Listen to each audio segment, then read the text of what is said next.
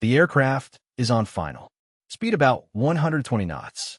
Altitude 50 feet over the runway. Exactly 50. 1.5 stories. The pilot leveled off, parallel to the concrete. A standard approach. He had done this thousands of times. Then the nose snapped up. Once. Settled. Snapped again. Settled lower. They call it porpoising. The airplane bouncing like a dolphin on a wave. 1.5 seconds. On the third bounce, the nose went straight up, vertical. The aircraft stalled tail first at a speed 5 times below what that maneuver actually needs. The engine choked. The left wing dropped. 90 degrees of left roll. Impact. April 24th, 2025. Langley Air Force Base, Virginia. In the wreckage, Rob Holland, 13-time United States National Aerobatic Champion, 6-time World Aerobatic Freestyle Champion, the man who could fly anything. He was on a practice pass, not a stunt, just an approach.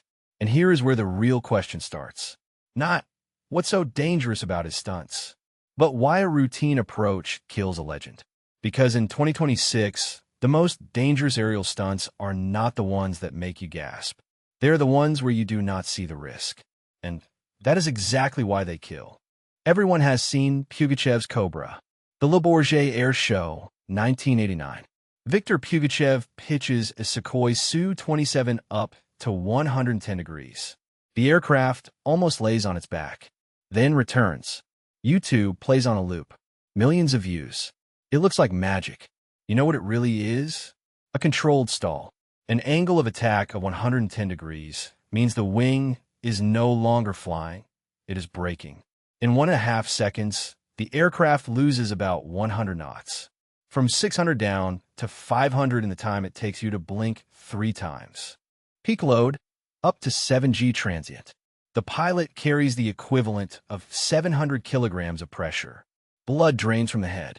Vision narrows to a tunnel. But the worst part is not the G load. The worst part is asymmetric thrust. If even one of 2 engines so much as coughs at the wrong moment, you lose a wing. Lateral de parturi. At low altitude, that is 0 chance. That is why nobody flies a Cobra below 1 kilometer. Ever. In 2026, 4 pilots in the world performed the Cobra.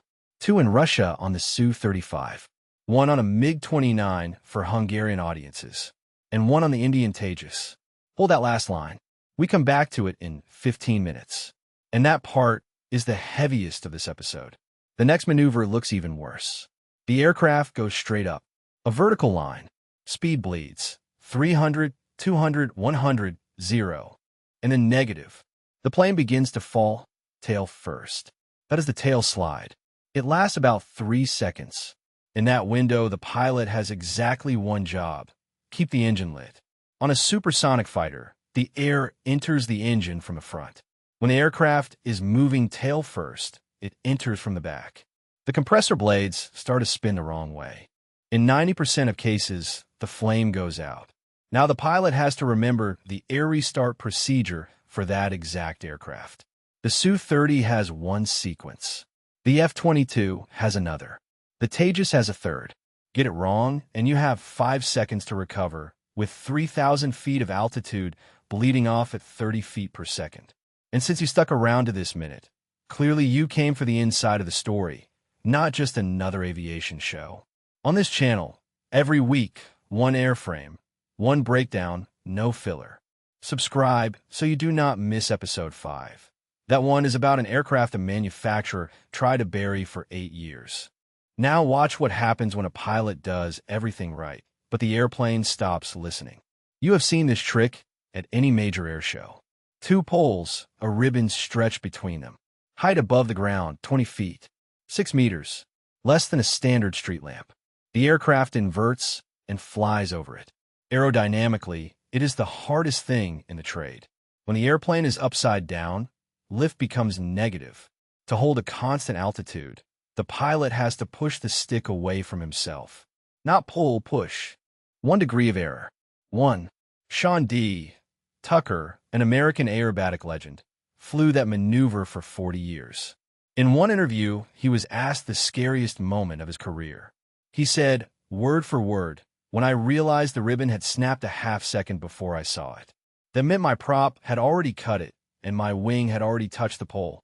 I just didn't know yet. He got out alive. He got lucky. August 28th, 2025. Poland. A rehearsal for the annual Radom air show. A Polish Air Force pilot in an F-16, flying low, inverted. Not even. Just an inverted pass over the runway. Something went wrong on recovery. The aircraft caught the ground with a wingtip and exploded. The pilot was killed. He was 35 years old. 1,500 hours on the F-16. One of the best in the country. He was not flying that maneuver for the first time. He was not taking a risk. It was his job. Now picture 10 jet aircraft in the same piece of sky, flying directly toward each other. This is the pierced heart, a signature figure of the Italian aerobatic team, Tricolori. 9 aircraft draw a heart with smoke. The 10th, the soloist, pierces it like an arrow, head-on into the lead 9. The planned distance between the soloist and the number 5 aircraft is 29 meters. Closing speed approaches 1,000 kilometers per hour. A pilot's reaction time is 200 milliseconds. Decision-making window, 0. August 28, 1988. Ramstein Air Base, Germany. The Italians flew exactly that figure. The soloist missed number 5 by half a meter. Not 29, 50 centimeters. The soloist clipped 2 aircraft. One hit the ramp. A flaming section spun toward the spectator stands. 70 people died. 67 spectators and 3 pilots. 346 seriously injured. After Ramstein, Germany banned air shows for 3 years. You know what they did not ban? The maneuver. Tricolori still fly the pierced heart today. In the 2026 season, they opened the Trento Air Show with that exact figure. One rule changed. Maneuvers can no longer be flown in the direction of the crowd. If they had been heading 40 degrees off axis that day, nobody would have died. That was it. That was the only fix. 38 years. The figure is still in the show. Time 14:10. The closing day of Dubai Air Show 2025. A demonstration flight. The Indian light combat aircraft, the HAL Tejas. In the cockpit, Wing Commander Namansh Syal, 34 years old. He starts the routine. Barrel roll. Clean. Half loop. Clean. Recovery to level flight. Now watch closely. On the recording, you can see the aircraft entering a maneuver with -G. The pilot is pushing the airplane down toward the ground. Altitude about 100 meters. And in that second, the aircraft does not respond to the stick. Experts have 3 theories. First, a delta wing stall. The Tejas has a triangular wing. Triangular wings hate sharp angle of attack, changes at low speed. Second, fly-by-wire failure. The Tejas is fully fly-by-wire. There are no cables. Everything goes through a computer. If the processor drops the connection for a fraction of a second, your controls are gone. Third, thrust loss. One General Electric F404 engine. If it coughs under -G, fuel may not reach the combustion chamber. As of the recording of this video, the official cause has not been released, but an Indian Air Force Court of Inquiry is already underway behind closed doors. Syal made one attempt to level the wings. You can see it on the footage. 2 seconds before impact, the controls twitch. Then a fireball over the runway. Most spectators did not realize in that first beat that this was not part of the program. It was the second Tejas lost in 24 years of the program. Delta wing, fly-by-wire, -G at low altitude. In that combination, the altitude margin is 1 second. Not 2. 1. Now back to where we started. To Rob Holland on Langley. The NTSB released their preliminary report on May 7, 2025. The cause is unbelievable. His aircraft was the MX aircraft MXS, a single-seat, purpose-built aerobatic machine. Holland was personally involved in fine-tuning the design. The right and left elevators have been modified. The manufacturer added access holes for removable counterweight plugs. The pilot could swap weights to change elevator feel for a given routine. Want a sharp response? More weight. A softer feel? Less. That day the counterweight had been removed. The plug, the cap that closes the access hole, had not been put back. The NTSB found it 10 feet behind the wreckage, about 3 meters, just lying in the grass. Without the plug, airflow over the elevator at speeds above 100 knots starts to break down the aerodynamics.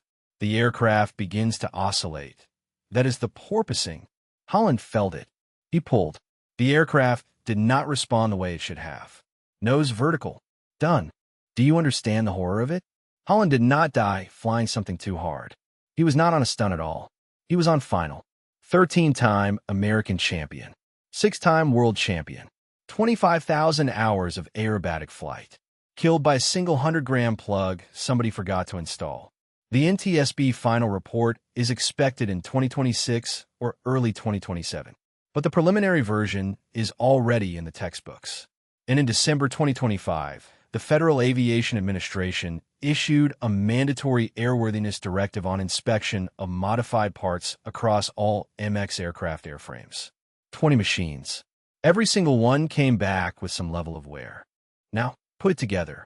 Syal, Tejas, Dubai. The Polish pilot, F-16, Radom. Holland, MX Lendy. 70 people at Ramstein. What do they have in common?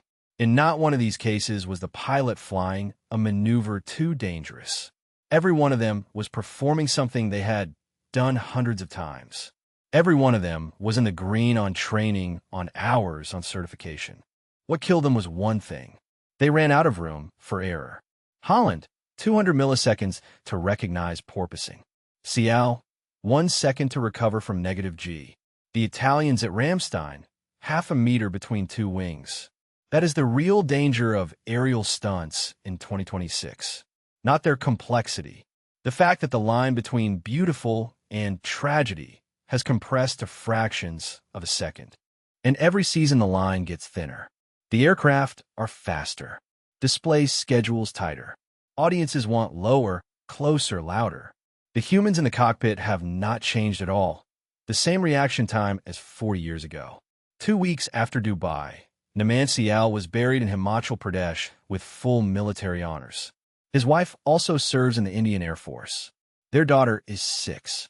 In Nashua, New Hampshire, a fresh headstone marks Rob Holland's grave. The family asked for nothing dramatic. Just a name, dates, and 4 words. He flew like nobody. And here's the part that should keep you up. The 2026 season has only just begun. Sun and fun. AirVenture. Farnborough. Max. Every show on schedule. The same maneuvers. The same 1-second margin. Somebody is buckling into a cockpit right now while you're watching this video. Getting ready to fly the Pierced Heart or the Cobra. What name do we read next? If you stayed to this point, you understand the real point. Next episode, 1 take apart the airframe that has crashed twice from the same design flaw and somehow keeps flying. On this channel, 1 airframe, 1 breakdown every week. Subscribe and take a look at the video pinned next to this one. It is not over.